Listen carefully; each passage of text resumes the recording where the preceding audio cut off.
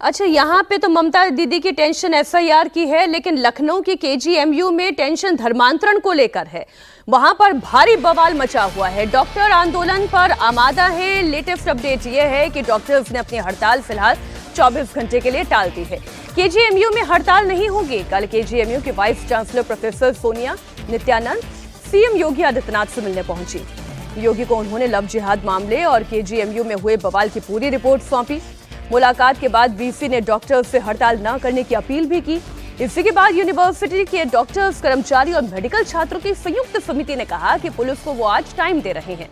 Police ने अगर आज अपर्णा यादव के खिलाफ एफआईआर दर्ज नहीं की तो 14 जनवरी को मेडिकल कॉलेज में हड़ताल रहेगी। इमरजेंसी के अलावा सभी ओपीडी सेवाएं बंद रखी जाएंगी और पूरा मामला यूनिवर्सिटी के एक डॉक्टर रमीज से जुड़ा हुआ है। यूनिवर्सिटी की ही एक छात्रा से लव जिहाद का आरोप लगा। डॉक्टर रमीज पर एक्शन भी हुआ। पुलिस की वो गिरफ्त में है, लेकिन यूपी महिला आयोग की उपाध्यक्ष अपर्णा यादव के समर्थकों के बवाल के बाद मामले ने तूल पकड़ लिया। डॉक्टर्स अपर्णा यादव पर एक्शन लेने की मांग कर रही है। मामला कहां से शुरू हुआ था, कहां पर आकर थम गया, ये आप देखें। केजीएमयू की कमेटी अपर्णा यादव के खिलाफ एफआईआर की मांग कर रही है। अपर्णा यादव ने केजीएमयू के वीसी के खिलाफ मोर्चा खोल दिया। पिछले शुक्रवार को अपर्णा यादव केजीएमयू के वाइस चांसलर से मिलने के लिए पहुंची, लेकिन इससे पहले ही माहौल बिगड़ गया।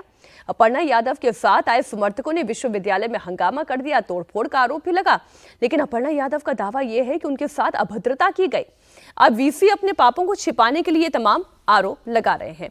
तो मामला तो लव जिहाद के एंगल का था, लेकिन अब ये अपर्णा यादव पर आकर फंस गया है।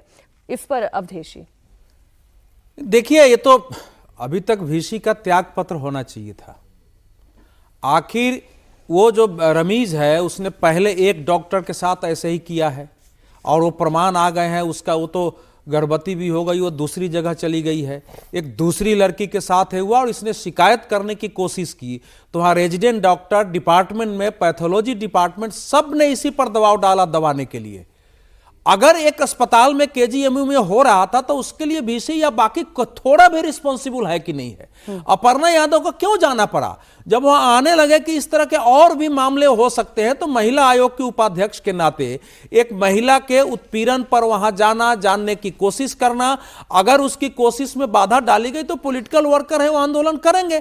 अब उसमें कितना उनको करना चाहिए, नहीं करना चाहिए, इस विषय पर केवल विवाद हो सकता है। लेकिन अब तो सरकार ने स्पेशल टास्क फोर्स गठित कर दिया है, स्पेशल टास्क फोर्स। लेकिन अरेस्ट कितने दिनों बाद हुआ है, वो कहां भागा हुआ था, उसको बचाने की किन किन लोगों ने कोशिश की है, ये सारे विषय इसमें है।